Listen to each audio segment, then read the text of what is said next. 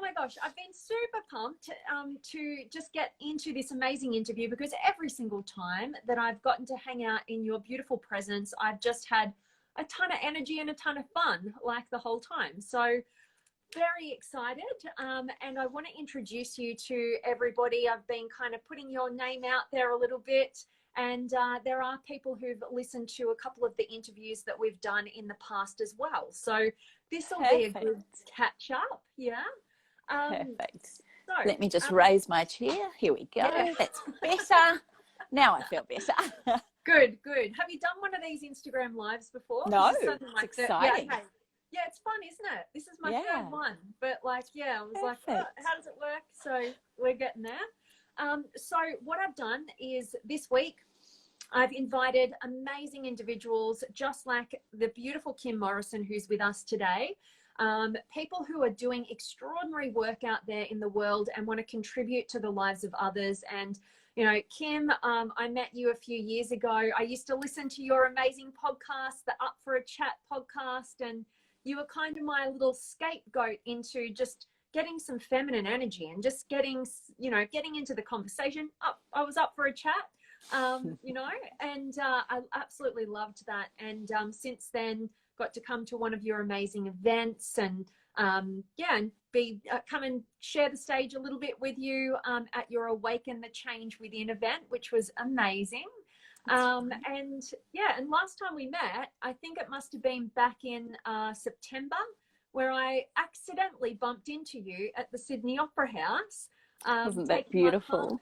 Yeah. So before we dive in, how did that wedding go? Because you bumped into Kim and she was going to a secret wedding. Tell us a little bit about that. So one of my little things that I love doing, aside from all my other work, is I love marrying people. I've been a celebrant for, 15 years.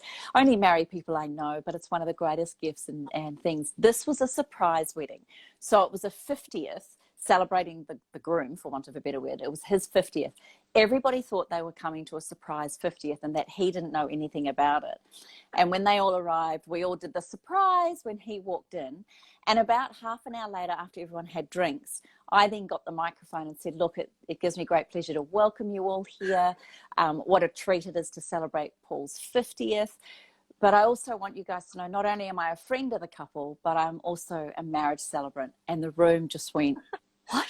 And then I went, so actually the surprise is on you. And I'd love you to all congratulate Megan and Paul as they're about to get married. And it was just so much fun. It was really cool. Oh my God. Yeah. I just bumped into you and you said you were doing that. I was like, this is crazy. And ever since then, I've been like, I need to know what happened and how that turned out. And I'm sure it was just so incredible for both of them. So was the surprise on both the bride and the groom, or just? No, the bride and groom knew. They knew everything. It was the guests that thought they were turning up to a surprise 50th, and it ended up being a surprise wedding. So the surprise, it was a double surprise. Cool. Well, you're a good friend to have when you want to surprise your friends like that. I love it. Exactly. Awesome. All right. So, all the craziness going on in the world right now with this pandemic, everybody going into fear, into isolation, some people finding the good in it, all sorts of stuff is happening. But what I would really love to dive into with you is to just share and bask in your positivity, your energy, your perspective, and help people, find the good in a challenging situation. But before we dive into those questions, I wanted to ask you, what are you most grateful for in your life right now? I am so grateful to have my family all home. Everybody had just left at the end of last year. My daughter went off to dance in Germany. My son moved to Brisbane for his professional rugby career. And Danny is a cricket commentator and was traveling the world. So I was an empty nester. I stuck myself right into work, and like many women my age would probably then put their energy into other areas that they can love and nurture and born, if you like. So my business, I developed a whole lot of other things within that. And then all of a sudden, because of this pandemic, they're all home. And I know for many people, this is really a struggling and challenging time. So I certainly don't want to take away from that.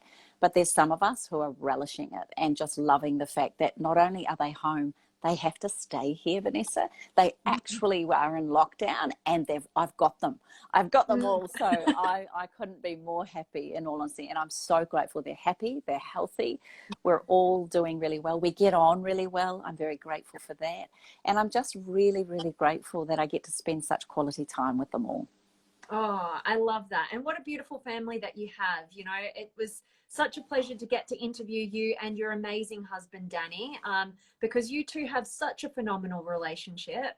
It really is a role model relationship, I would say, because there's not too many out there who have the level of love and connection, and also that independence and support and encouragement of each other's, you know, separate lives, as well as the togetherness. So beautiful. I just want to acknowledge that, though, and I thank you for that. Yeah. But 27 years, we just celebrated our wedding anniversary, just gone, and it is beautiful. And being a marriage celebrant and someone who's trained in the 4 temperament personalities, I understand that there's so many different things. But I'll say this to you, I'll be completely honest, it hasn't been easy. You know, 12 years ago, our marriage was actually over, and we'd gone through some incredibly challenging times, lost all our money in the 2008 crash. We were really stressed. His sister had taken her life, sadly. It was just such an awful time, and it took its toll. He got incredibly depressed and, you know, was on the road a lot, partying, drinking, and all these sorts of things. So it was, you know, I have to be honest with you, when I saw a quote come up one day, marriage is the union of 2 very good forgivers, I thought, actually, that's what all relationships are. It's really acknowledging the beauty and the strength and the amazing connections we have, but more importantly, the willingness to forgive one another for our constraints, our weaknesses, and the times where, for want of a better word, we fall off the track. So, yeah, it's not always been easy, but then I've also learned that it's through those challenges and being committed to the relationship or to your own personal growth, whether that means you stay together or not. It is truly through those times that with hindsight, you look back and go, actually, if it wasn't for that, I wouldn't be where I am today. And if it wasn't for that challenge, I wouldn't have the empathy and respect and care that I do for others going through tough times in their relationship. And I think it's a beautiful thing if we can get out the other side of any challenge in life and actually see the lesson and the opportunity for growth, rather than becoming bitter and twisted and upset and hating on the world. That's ultimately the true understanding of personal growth. So yeah, it's a beautiful marriage, but my God, there were times where it wasn't easy. Oh God, yeah. You know, navigating the realm of intimate relationship is the most challenging, I would say, of all the realms. But, you know, just on that, and that's so beautiful. I love that you share that. That's actually one of the major reasons I see the relationship that you and Danny have is such a beautiful relationship, because you're not just all, you know, rainbows and puppy dogs and all that sort of stuff. You're balanced in it, you know, and the hard times make you appreciate the great times. And so how would you apply, you know, the biggest challenges you may have had in your relationship with Danny, all that stuff happening all at once at 12 years ago, you know, the trauma, the challenge, the struggle, how would you apply, you know, now that you're on the other side of that? And yeah, given, I bet there's still some challenges that come up every now and then, but given that and your experience, and now you're over that, you can look back upon that, how could you express to everybody, based on your own experience, about how they could be seeing this current challenge, because we're in it, in a different perspective, maybe from the perspective of, you know, future projection and being able to reflect back on this time? What words of advice or wisdom would you want to share with everybody listening? I think one of the first things when I saw this whole thing unfold, and I'll be the first to admit I was a bit guilty of underplaying it all. Me too. I still don't fully appreciate it and understand it. There's conspiracies around, you know, is this a government way of a political landscape where we get to people to control us? Is this a way of the pharmaceutical companies to get a vaccine and make money? Is this China versus the US? Is this way beyond what it could be? Regardless of any of that, regardless of what's been said or how much information we get fed or believe or wherever we sit with that. When I saw one quote or a meme, it said, Mother Nature has put you all in time out. there was a part of me that went, oh my gosh, if nothing else, if we could take a perspective that regardless, everybody's in the same position. All of us are scared, maybe financially, and what's our jobs and our careers. We may be afraid about loved ones. We may be really concerned about where this is going to go. But from an environmental impact, I can see nothing but great, with less flights and cruises. And they're already saying that the airways and the canals and the seas are way cleaner than they've ever been. We also know that we're having to lock down in our homes. What is it that we can do from a personal perspective on how we can still contribute and have some place and part to play in this planet? Who are we? What does it look like to be in lockdown, and how do we amuse ourselves? I get for the first week or two, it might be that you just embalm yourself with Netflix or Apple TV or something like that. But even that can get boring after a while, I'm sure. So who are you in the face of pandemic? And as a parent, I think it's really important to stay positive, because our kids feel the stresses, and if they're watching snippets of the news and things like that, you have no idea what that's doing to their little souls. So we don't put the news on unless it's a quick highlights thing at some point. So that would be one of my other things, is perhaps don't watch all the things that are being said. You'll get told if you need to do anything in particular, or follow the people that you truly trust and that you really do respect and value. But I guess any challenge, as I said at the beginning, is an opportunity for growth and an opportunity to expand our consciousness, our vibration, our love, and our heart and our soul. So the real question is who are you through this, and who do you want to be? You can sit in one of two places. One is fear and one is love. And I don't know about you, but my vibration, my energy feels way better when I'm sitting in a place of love. And I know that I support others by being in that place of love. It's not to say I don't feel fear, or I'm not worried, or I haven't been concerned, or that I didn't burst into tears wondering how I'm going to pay the mortgage, or, there's been moments. But my real thing is, well, I can't change it. It is what it is. I've got to abide by the rules. So, I do need to do rather than calling it social distancing, I call it social respect. And rather than self-isolation, I call it self-inquiry. So again, already I've tried to put a different perspective on it, because I think social distancing is really harmful, particularly understanding the four personalities. There are two personality types that crave personal connection and touch and all of those sorts of things. So why I called it self-respect is that we're just respecting the pandemic as it is right now. And social, self-isolation is frightening. And there's people out there that are alone already. There's people out there that are in lockdown with people they don't particularly get along with or like. So rather than looking out and blaming those situations, how can we turn within? What could I learn? Who could I follow? What program could I do? Could I catch up on all my emails? Could I actually use this time to declutter my inbox, my shelves, my cupboards? How can I serve myself during this time? And I say that with a selfless heart, not a selfish heart, because we know when we do things for the greater good, it comes back to ourselves. The ripple effect, when we change ourselves, that ripples into our family, our community, and in turn the environment and the planet. So yeah, I've looked at this as a really, I might be knocked for saying this, but I'm actually really appreciative of this time. And I'm really, every time I get a flutter of nervousness or fear, I go, when else would I have ever been given this chance to really sit back and catch up on my work, or create new programs, or read that book I've got about 8 books beside my bed. And every night I'm actually reading a chapter. I'm not turning on the television the way I was. And I don't know about you, but I've just really chosen to look at this time as a time for self-preservation, inquiry, and certainly self-examination. So how can I get through this in the biggest, best possible way without fear and worrying, because that doesn't serve anybody. Oh, so beautifully put. And so, what I took from that really is, shifting your awareness, catching yourself with what you said, like those flutters of fear, and instead focusing on finding the opportunity.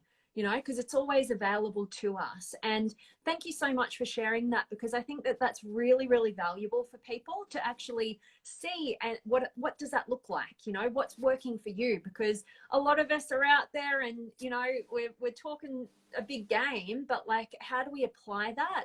And yeah, I loved that you just shared your beautiful experience with doing that, and it's very empowering. So here's an interesting thing too, Vanessa. Last night I was doing a mentoring call for I've got a beautiful self-love mastery mentorship group. And in the call last night, one of the questions was, which I think you'll find, and you'll probably agree with me, is that it's all very good and well, all the negativity going on out there. There's a lot of negativity, and there's a lot of fear, and a lot of conspiracies, and a lot of all sorts of things, drama, if you like. But what about the overwhelm of positivity? One of them said. How many courses are on offer? How many books to read? How many programs to join? How many people are trying this and trying that? And my turn on that, if you like, was remembering every single person out there is having to make a massive shift in the way they deliver their business, in the way they show up, in the way that they contribute to the planet. So instead of getting annoyed with all these positive things, ask your antennae to be up for the one that grabs you. There's enough out there for everybody. I've always believed that the pie is big enough for all. It's just which one your antennae is going to hook into and be most attracted to. And give a blessing to those people, because, man, they're showing up. They're trying. I mean, look at us. I've never done an Instagram live before.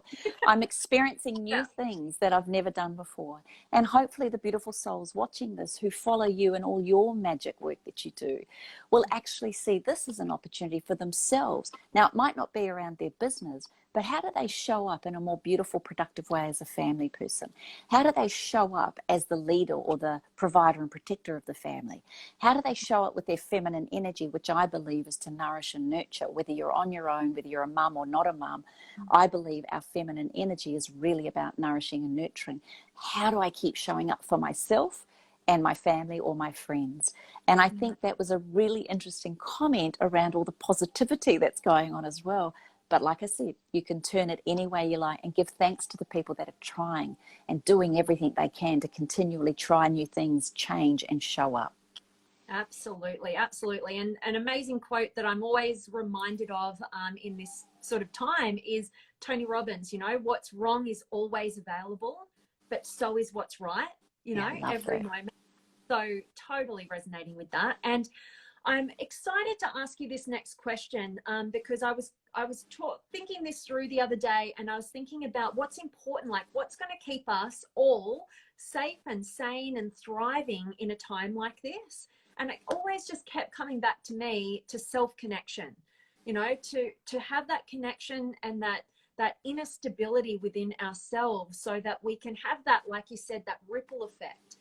And provide that love rather than fear to our external environment, and do our part from the inside out. So my question that I have for you is, what is your, and I know this is a perfect person to ask because you're all about the self-love and the self-connection and overflowing from that place.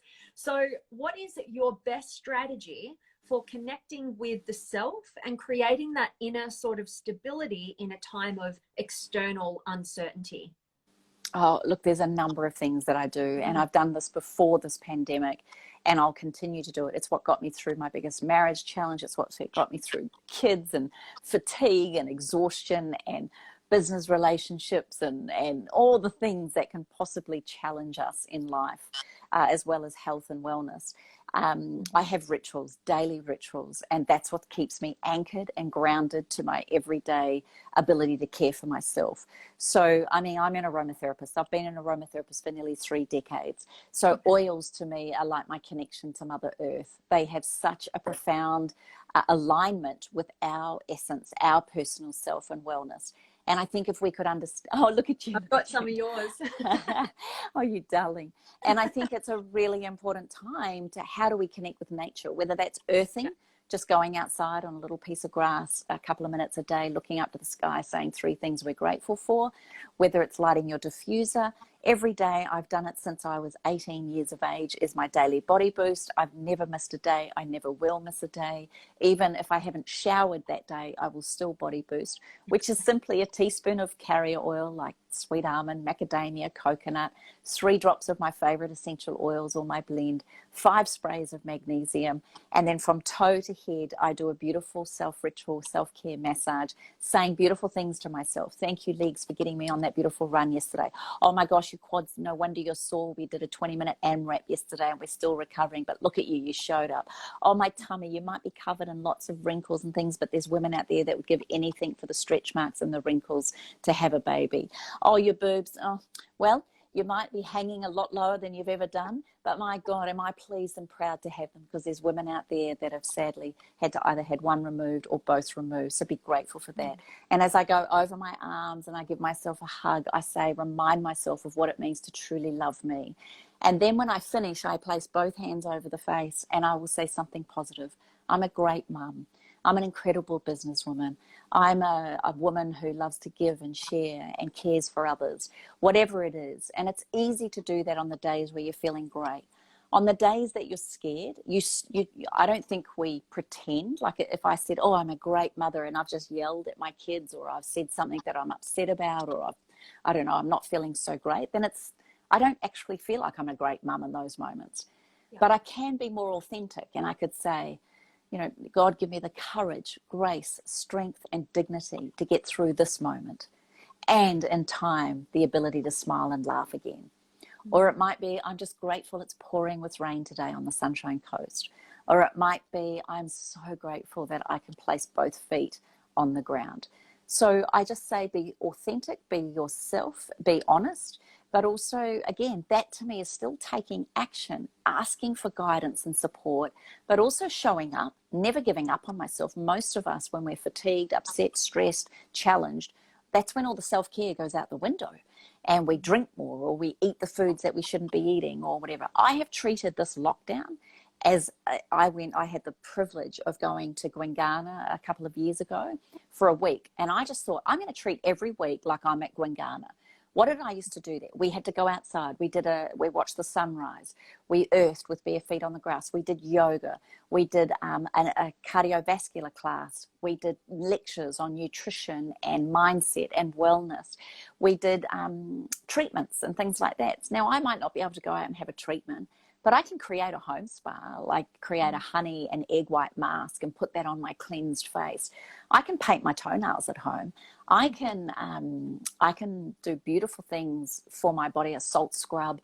You don't have to spend a lot of time and money. But imagine if we all treated this time as if we were at a retreat of some sort. So to retreat, often our isolation requires our elevation or instigates elevation. So sometimes checking out of this world is a beautiful way to check in with ourselves. And to me, it's the rituals that will actually get you through this when you're feeling great, but also when you're not feeling great. So for me, it's easy. Essential oils, beautiful nutrition, movement. I've been trained in Transcendental Meditation. I love that. I signed up to Oprah and Deepak Chopra's free 21-day meditation on hope. I've been doing that every day. There are so many extraordinary people out there offering free meditations, or you can buy meditations. And I just think it's, what are you willing to step up for? Because some of us will stick to it for 7 days, but then we get bored, or then we think, oh, I can't be bothered. Well, I'm going to say this openly and wholeheartedly. Living well takes discipline, care, and energy every single day. It doesn't just happen for a 10-week program or a 3-week program and then, oh, look at that, I'm fit and healthy. No.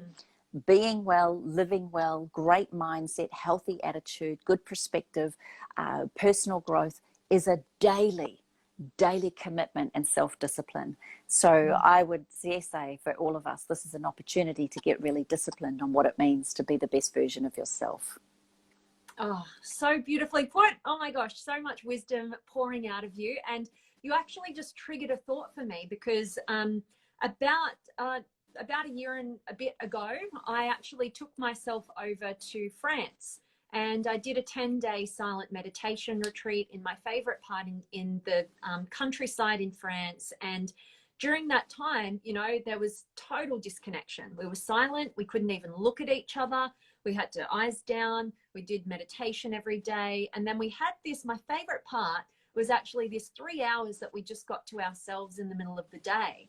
And I got the one and only room that had, you know, its own place, its own bathroom. Everybody else was in bunks and stuff. And I really was so grateful to have that little cocoon of my own.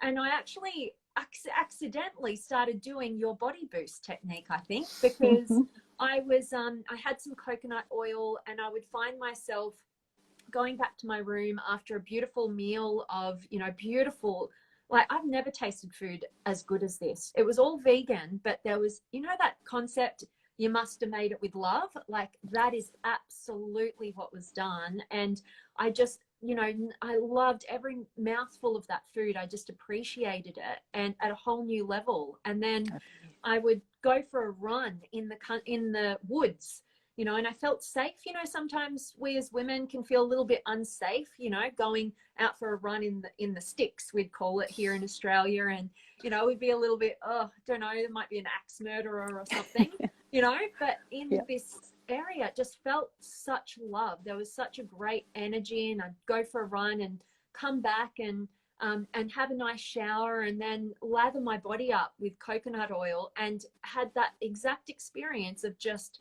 loving myself, you know. And I know it sounds a bit woo-woo to some people or whatever, but when you were talking through that, you reminded me of how important it is to bring all of that stuff. You don't need to go to France. You don't need to be in the countryside. You don't need to be in some retreat, like you said. You can bring all the benefits of what a retreat does for you into your own home. And that's again why I love what you share, because you make it so applicable for all of us, and you remind all of us of how easy it is to replicate those same experiences without paying thousands of dollars. And right now you're cooped up at home, like create your own retreat.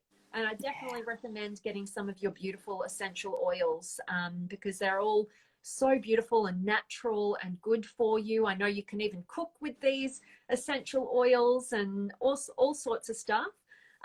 So did you want to share it, just before we get into the next question, just a little bit about how people could find some of your essential oils and all of your products, because they're just beautiful? Sure. Look, I appreciate that aromatherapy has taken a massive increase in interest around the world. And so it's not so much about the brand that you're using, it's making sure that they don't sit on your shelf and you don't use them. But I love my brand. I've dedicated my life to finding the best oils I can on the planet. They're organic. I've taken a lot of care and time with how I've made the blends. Because of the 4 temperament personalities, learnings and trainings that I have, I release all oils in 4s so that I can account for all the different personality types.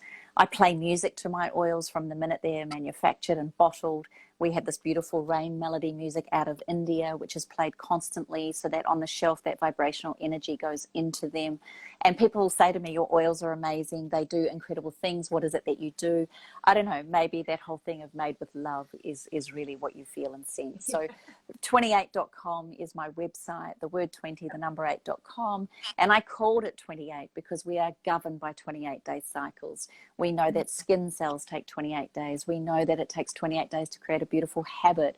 We also know that a female cycle is 28 days. So honoring all of those rhythms and cycles and natural numbers in the planet and the environment and Mother Nature and Father Sky, I really felt that for me to have the essential oils, the gift of the planet to me is that my gift is also giving grace back to the planet by using them wisely, safely. Less is best with essential oils. You do not need a lot to have a marked difference in your life, and making sure you do use quality ones. And if you're going to cook with them, then my only rule is that you make sure that that's, or if you're going to use them in a smoothie, there must be a fat associated, never more than a couple of drops per recipe. You do not need them.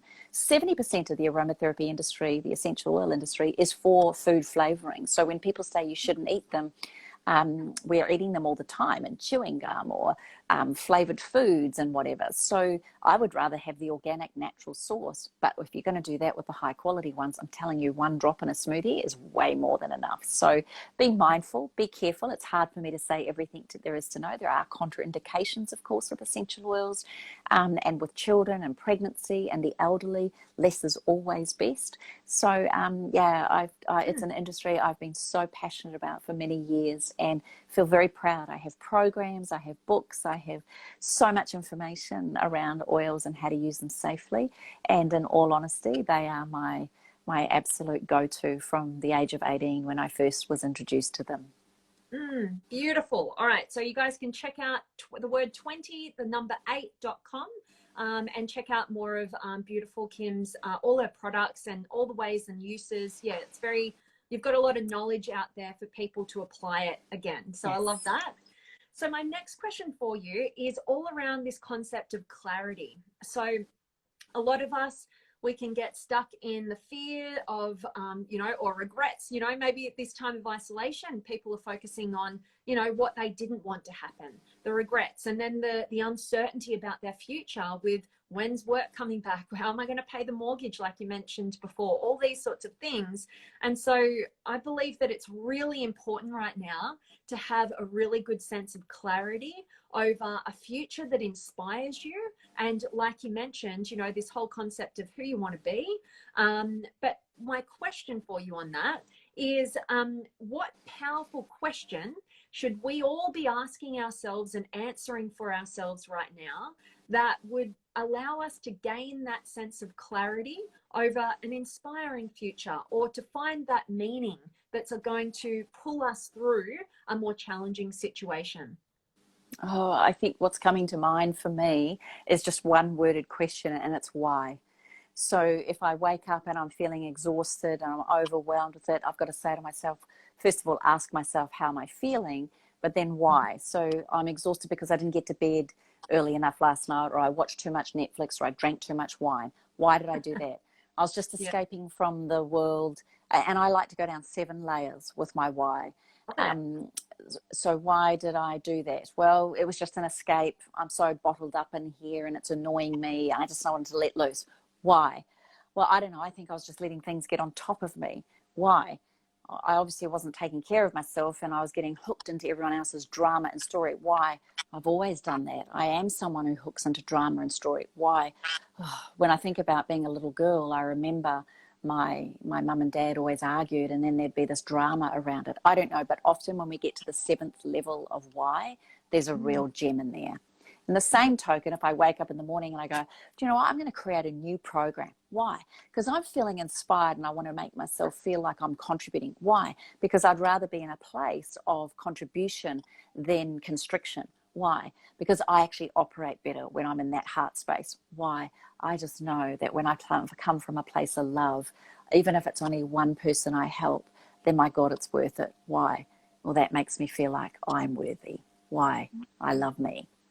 So it's a beautiful way so my question is always why. And if your why is strong enough, you will do that. For instance, if it's working with you one-on-one, or having some sort of coaching or work with you, some people right now would say, oh, I shouldn't be doing this. I don't know about money and I don't know about time. I'm telling you right here and now, if you've got that question in your mind, then it's not a priority. And I'm saying most people like yourself right here, right now, being coached and supported through times like this is the most important time to be doing this.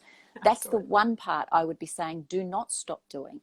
Don't stop buying good food. Get creative. You might plant a garden, just even if it's herbs. You might start doing things like that and become a little bit more resourceful. But don't stop eating well if you can help it. And if you can't get you're worried about money, then the governments in most countries have been quite extraordinary around job seeker packages or job keeper packages. And, you might have to do the work and get to your Centrelinks or your government agencies to support you through this. You might have to get a little bit more careful with what you spend your money on. But guess what? We're not going to cafes. We're not going shopping. We're not going to bars and restaurants. We're not going to go and spend money on things that we didn't think that we needed. So to me, it's where is the energy and what's your why? And the way that I work out my why is I'll always say this. If I said to all of you listeners right here, right now, who wants to join me tomorrow morning to run 42.195 kilometers? Most people would go, oh, first of all, the excuse right now is, oh no, we're in isolation, we can't, right? But let's say the isolation, yeah, we'll get fine. So let's say the isolation's not there. So most people in my audiences will go, no. And then when I say why, they'll always go, oh, I've got bad knees. I don't like sweating. I can't run. I'm not very good at running. I don't like running. It's the most stupid thing I could do, blah, blah, blah. There's lots and lots and lots of excuses and reasons why people won't do it. But if I turned around to you, Vanessa, and I said, I want you to picture someone you really love, someone that you absolutely adore with all your heart, and you'd be lost without them. Or if you've lost someone like that, imagine if I could bring them back, but they are at 42.195 kilometers away, to get them back, or that you wouldn't lose them. Who's coming with me now? I didn't say how fast we had to do it. I didn't say when we had to do it. I didn't say what it would take to do it. But most people, their first reaction is, no, can't do that. And I find that fascinating with humans, how we already have a preconceived idea about what something is. So how to find your why, to me, is to picture, and I always say the marathon because I was an ultra marathon runner and I ran many hours and I've done lots of things on the track and long distance running. So to me, 42.195 kilometers a marathon is a small distance really, but I guess in context it's not.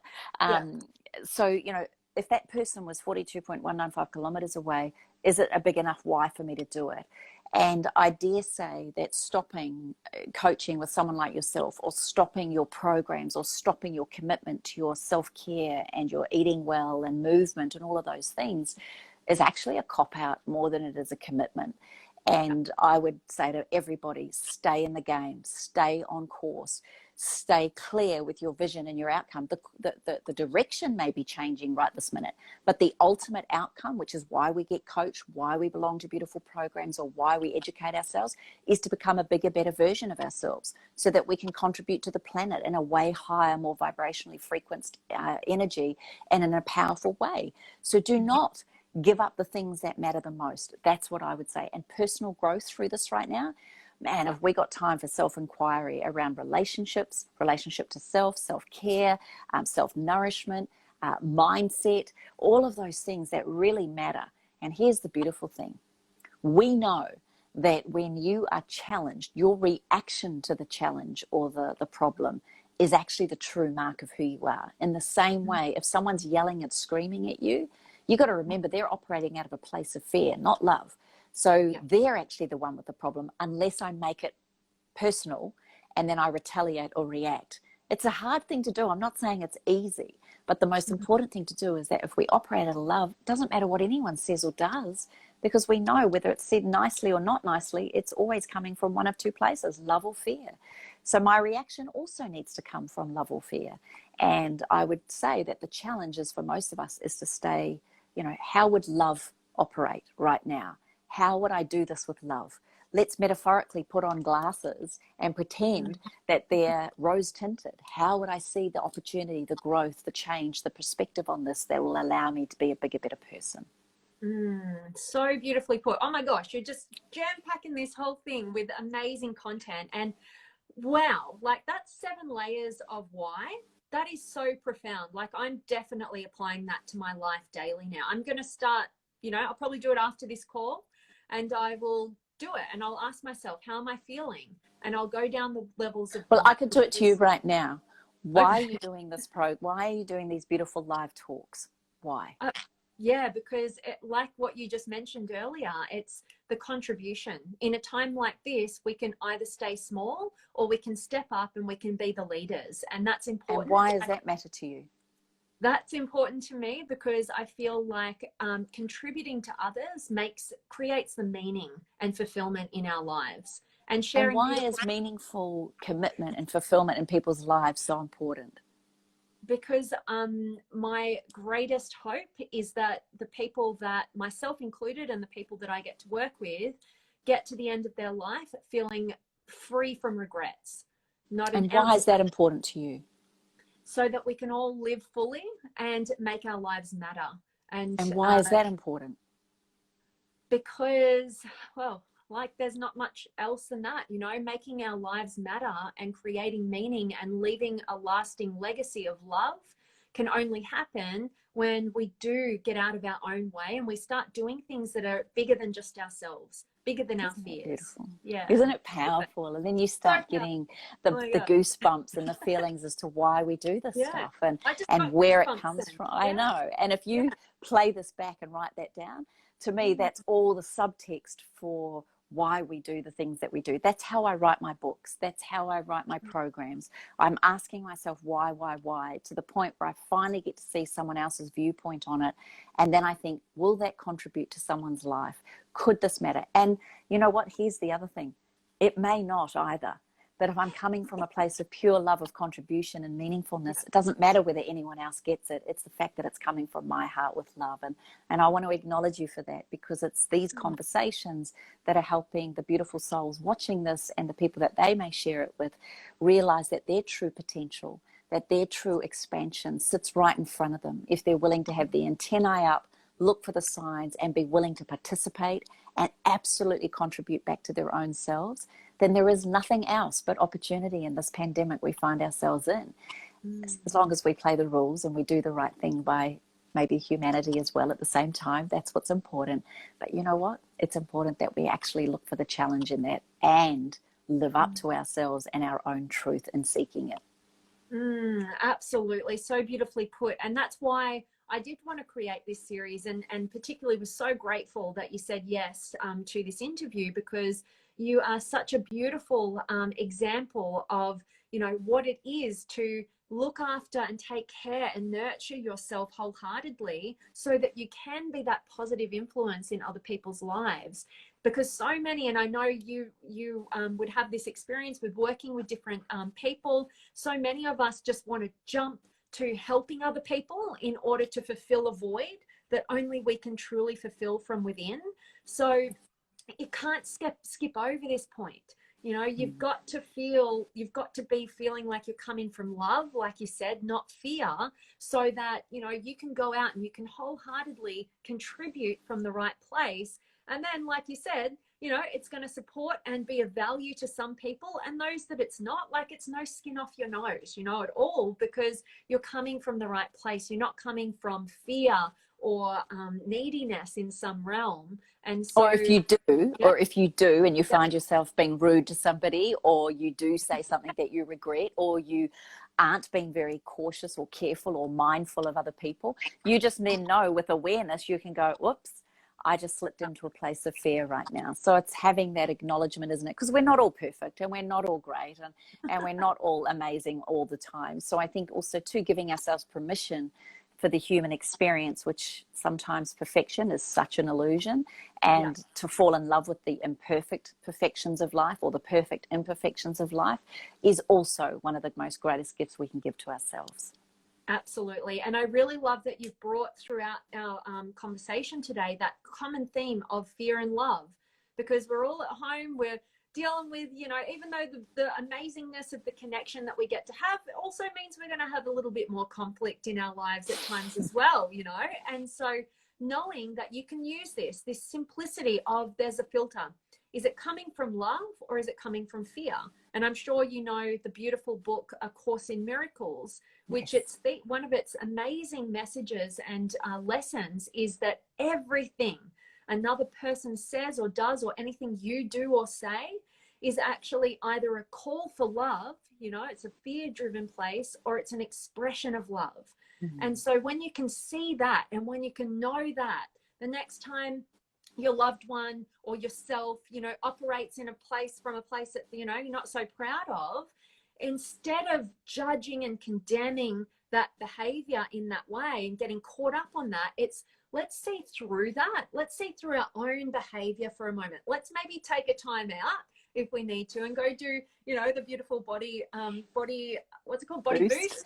Exactly. You know, and take that time to go through those whys and go and give yourself that nurturing, you know, and to ask yourself, what is that fear? You know, that was a call for love right then. What am I missing? Why do I need that? Like you're saying. So I think that's super powerful for people to really be thinking about, and it just brings such simplicity to every little piece of our day? Is it coming from love or is it coming from fear?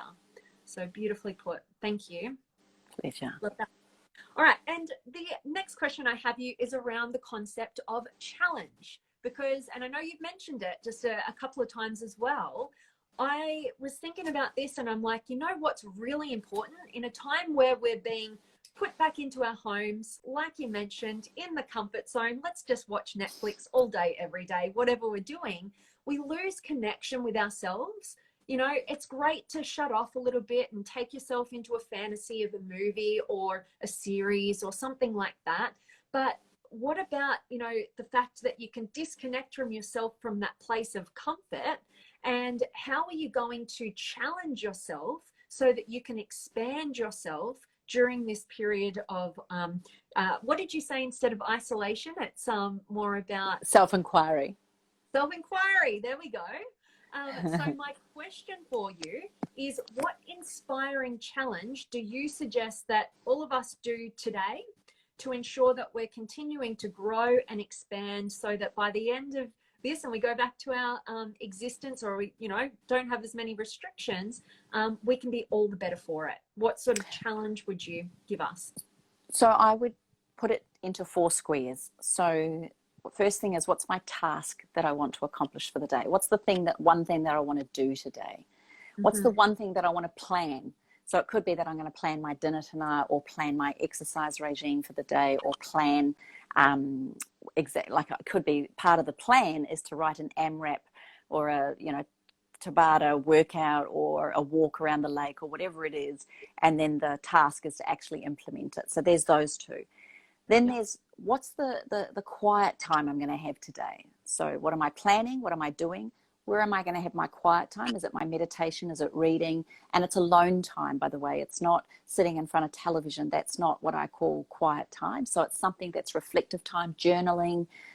It's actually using that meditation, that quiet earthing, standing outside, being grateful. What are you grateful for? Writing those sorts of things into your journal. And then the last thing that you have to, well, I believe that's a great thing to have in your day is fun. What fun thing am I going to do today? So I think if we can cross all those 4 elements, then I think you're going to create a feeling of satisfaction at the end of each day. But if we wake up every day and we don't make our beds and we don't get dressed and we don't do any movement and we eat crap and we don't have quiet time, and I'm not suggesting that every now and again it's okay to have those days, but I do believe one of the biggest problems of this lockdown right now is people falling into that victim mentality rather than victor mentality. So there's that beautiful analogy of being above the line or below the line. If you're below the line, you're in blame, denial, and excuses. You make excuses not to exercise or meditate. You blame the governments or, I don't know, the raw bat out of Wuhan, or you're in denial. This doesn't apply to me. I'll still go to the beach, or I'll still do this. So that's when we're below the line.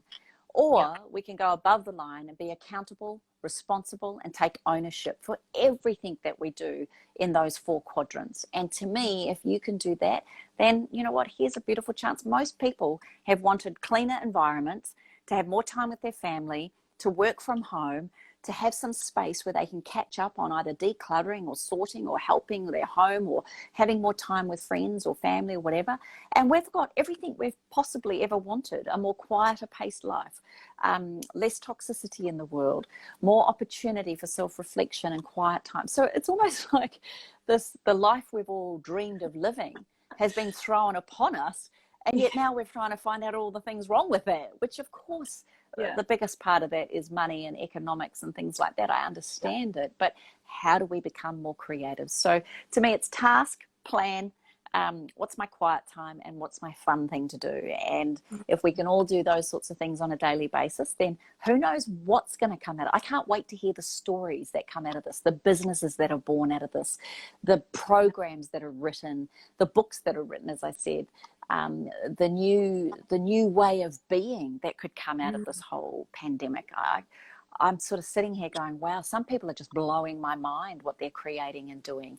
And I think it's a great chance for us to really enjoy this time, because it won't be long before we're all back on the treadmill, I dare say, and we're all doing the things that we're going, oh, I wish it was back at COVID-19, you know. So it is what it is.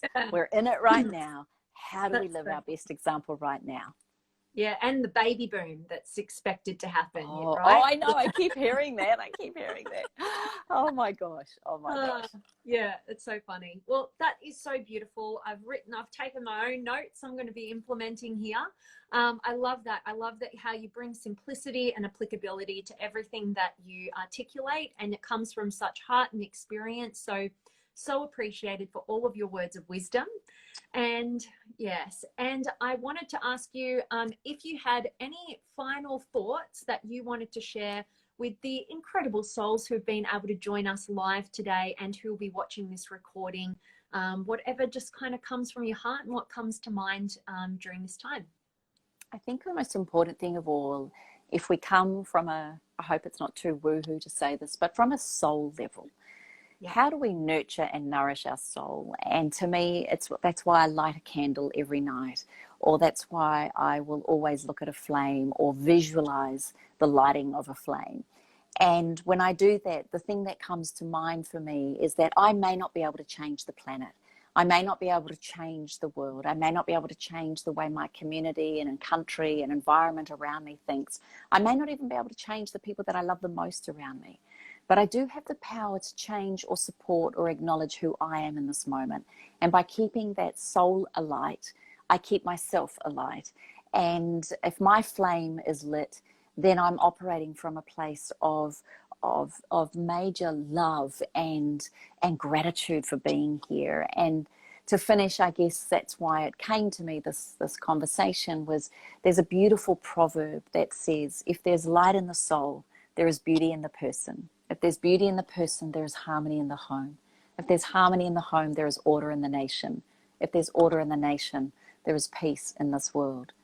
So it doesn't matter what's going on around side of us. If we can bring it back to self, keep that spark lit, keep lighting that flame metaphorically, keep it alight, then it will have this beautiful ripple effect into our home, our community, our world, and our planet. And therefore, it's not about what's going on out there. It's always about what we're doing for ourselves and how we be the best beacon of light to the people that we love the most. Oh my gosh, drop the mic, Kim Morrison. That was so beautifully put. Oh my gosh, that was so good. You know, I'm reminded, because a saying that I hold dear in my heart is that sometimes we need somebody to light our flame, you know, when it dwindles. And I hope that this conversation has been that for a lot of people. I know it's been that for me. It's definitely lit my flame a little brighter. But on top of that, it's our job to maintain that flame. So I hope that people have had their flame lit from the beautiful wisdom that you've shared with us all today. And they're going to take and they're going to apply all your amazing guidance today so that they can take the responsibility and maintain that flame, so that they can go out into the world and be that beautiful leader to the people that they care most about. So always my pleasure to be connected with you, beautiful. And thank you so much for the work that you're doing, everything that you do with such authenticity and heart, and always in balance, you know, not trying to be perfect, and always balancing it out with a bit of fun and a bit of truth. So really appreciated. And I hope that this has been a fun past hour for you. Thank you. It's been a treat. And thank you for the work that you're doing. It's conversations like this that keeps us all going and keeps us accountable to our own selves. So thank you, beautiful. You're amazing. Oh, likewise, beautiful. I can't wait to see you again soon. And I can't wait to catch up and see what you've been doing in oh my gosh, I keep saying isolation, but it's actually self-inquiry. I need to change the whole title of this whole series this week because of that. I know, right? I love it. Thank you so much, beautiful. And thank you for all watching. It's been a treat. Yeah. Thank you, darling. And I just want to make sure that everybody knows that you can go and check out more of the beautiful work by the incredible Kim Morrison on her website, the word 20, the number 8.com. Also check out her Instagram and Facebook. I'll be having this recording up for everybody. And I don't think we've really got any people commenting. I think that was it, but I hope they've all had a lot of fun doing it. and being here. And Rose, Vanessa, Kim Morrison, you both are beautiful souls. Thank you so much for this talk. You're so welcome, Rose. Oh, she's beautiful. no. Yeah. So much love, and can't wait to see you again soon. And stay safe and stay sane and stay connected. And I'll see you soon. Pleasure. Thank you, darling. All right. Bye. Bye.